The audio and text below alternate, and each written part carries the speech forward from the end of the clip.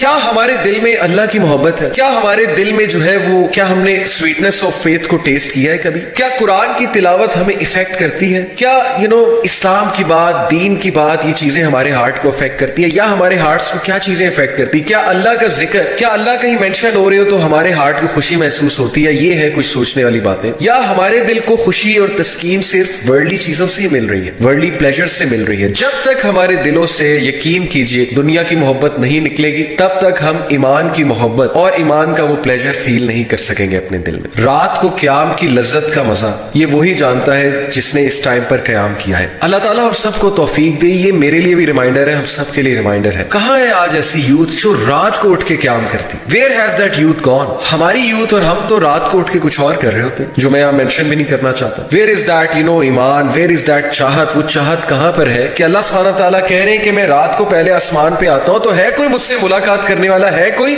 جو مجھ سے اپنے پرابلم شیئر کرنا چاہتا ہے کوئی جو مجھ سے مانگنا چاہتا ہے. And on that exact same time what are we doing? We سے مراد ہے کہ مطلب کہ ہمارا جو معاشرہ ہے، ہماری سوسائٹی میں جو ینگسٹرز ہیں اور جو سب لوگ ہیں، سارے گناہوں کے اعمال تو رات کو ہوتے ہیں. تو اگر رات کو آپ کو قیام میں کھڑے ہونے کی توفیق نہیں اور دن میں روزہ رکھنے کی توفیق نہیں ہے، کہ میں یوتھ سے بات کر رہا ہوں، تو پھر know that you are deprived. آپ ڈپرائیوڈ ہیں. کس چیز سے ڈپرائیوڈ ہیں؟ بہت بڑی بلیسنگ سے ڈپرائیوڈ ہے، بہت بڑی نعمت سے ڈپرائیوڈ ہے، بہت بڑے ٹریجر سے ڈپرائیوڈ ہے. یہ ٹریجر ہے، ٹریجر. جس یوتھ کے ہاتھ یہ ٹریجر لگ گیا، جوانی میں لگ گیا جس شخص کے ہاتھ یہ ٹریجر، تو پھر اللہ اکبر، وہ یوتھ، وہ جوان ہیرا ہوگا، ہیرا ٹریجر ہوگا. وہ ہمسیلف وہ ایک یا ہر سیلف ایک ٹریجر ہوگا. تلاش کیجئے ایسی یوتھ کو، اور ایسی یوتھ ہے. آئی نو سچ یوتھ، آئی نو سچ یوتھ. قرآن حافظ ہے، رات کو قیام کرتے ہیں، قرآن دہراتے ہیں، فاسٹنگ بھی کرتے ہیں. May Allah bless them. May Allah increase such youth everywhere. These are the change makers, the real ones. And then Ibn al-Jawzi کا میں ایک کوٹ آپ کے سامنے رکھتا ہوں. Ibn al-Jawzi is also one of the great Salaf. He said, if you want to know how you stand before the king,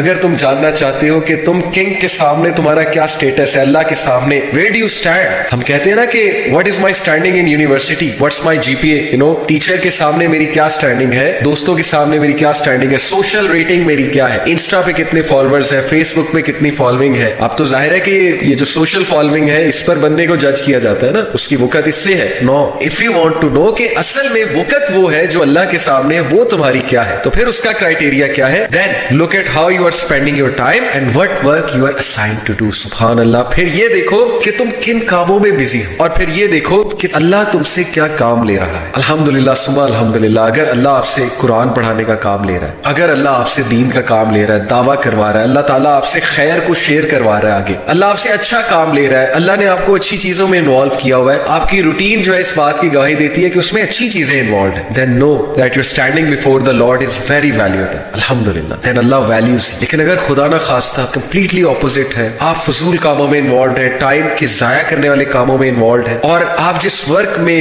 involved ہے وہ ورک حرام ہے، then this is a wake up call. Please this is a wake up call. دنیا فانی ہے، کبھی بھی موت آ سکتی ہے، اور موت کے بعد عمل صالح ہے. بس please if you want to know your standing before اللہ، then look at your routine and ponder and try to adopt the best routine. انہی چیزوں کا فائدہ ہے. میں آپ کو ایک حدیث سناؤں. اللہ کے نبی صلی اللہ علیہ وسلم کا فرمان ہے، صحیح بخاری کی حدیث، لو کان لابن آدم وادیان من مال لابتغى ثالثا ولا يملأ جوف ابن آدم الا التراب. Beautiful hadith. This sincere advice comes from the most sincere man on earth. اللہ کے نبی سے زیادہ sincere کوئی نہیں ہو سکتا آپ کے ساتھ. So he is saying, if the son of Adam, that is the human being, had 2 valleys of money, he would wish for a third. For nothing can fill the belly of Adam's son except turab, except dust. یہ حرص کہاں لے جائے گی ہمیں؟ ایک چیز خریدی، دوسری خریدنے کی چاہت، وہ خریدی، تیسری خریدنے کی چاہت، چوتھی خریدنے کی چاہت، ایک کار آ گئی، دوسری کار لینے کی چاہت. Where will this all end? Nowhere. In this age of consumerism, videos میں، ایڈورٹیزمنٹس میں، ہر جگہ ہمیں گلیمر، فیشن، برانڈز دکھائے جا رہے ہیں. Where will this all end? Insta پہ برانڈز ہی برانڈز ہیں، فیشن ہی فیشن ہے، پکچرز ہی پکچرز ہیں. کبھی بھی یہ حرص ختم نہیں ہوگی. ہم چلتے جائیں گے، تھک جائیں گے. We will only be wanting more. Endless road. Dead end ہے. Trust me, a dead end. And Allah forgives him who repents to him. یہ حدیث کا اگلا حصہ ہے کہ اللہ اس کو معاف کرتے جو اس سے ریپینٹ کرتے ہیں. کیونکہ اس حرص میں، اس گریڈ میں، اس لالچ میں ہم بہت آگے چلے جاتے ہیں. ہم وہ کام کرتے ہیں جو انسان کو زیب نہیں دیتا. ہم فیم کے لیے، ہم عورت کو پانے کے لیے، ہم پیسے کو پانے کے لیے، ہم اپوزٹ جینڈر سے ریلیشن نبھانے کے لیے، حرام ریلیشن نبھانے کے لیے، ہم اپنی ڈیزائرز کو فلفل کرنے کے لیے کسی بھی حد تک چلے جاتے ہیں. اگر کریکٹر بلڈنگ نہیں بنائی ہوئی ہے. وہ حرکتیں کرتے ہیں, وہ کام کرتے ہیں which all come under haram categories just for some worldly pleasure, just for some worldly fame and glamour and stuff like that. And where is it all taking us? Hollowness, emptiness, sadness, بیٹھے بیٹھے غمزدہ ہو جانا, سب کچھ ہونے کے باوجود ہر وقت anxiety کا شکار ہونا, پریشان ہوتے رہنا, ایک دم سے دل کا گھبرانے لگ جانا. یہ نیچرل چیزیں ہیں, یہ ہم سب فیل کرتے ہیں, اور یہ روح کی پکار ہے, یہ روح کی چیخ ہے. So ponder over this hadith. Nothing is going to fill the belly of Ibn Adam except dust. And then Allah subhanahu wa ta'ala calls you. دیکھیں قرآن تذکیہ کر رہا ہے, قرآن آپ کو شیک کر رہا ہے, قرآن مجید آپ کو ویک اپ کال دے رہا ہے. اللہ سبحانہ وتعالیٰ says فَأَيْنَ تَذْهَبُونَ, ابن آدم کدھر جا رہے ہو, where are you heading, فَأَيْنَ تَذْهَبُونَ, کدھر جا رہا ہے ابن آدم, کدھر چل پڑا ہے, کدھر نکل پڑا ہے. اس لیے تو نہیں بنا تھا تو, یہ تو تیری تخلیق کا مقصد نہیں تھا. You were born to be a change maker, but you are obsessed with things, you are obsessed and you have fallen so much, تم اتنا گر گئے ہو کہ تم اپنی تخلیق کا مقصد بھول چکے ہو. فَأَيْنَ تَذْهَبُونَ, where are you heading, where are you going, it has no end, this is a road which leads nowhere. And then Allah subhanahu wa ta'ala gives us this great reminder.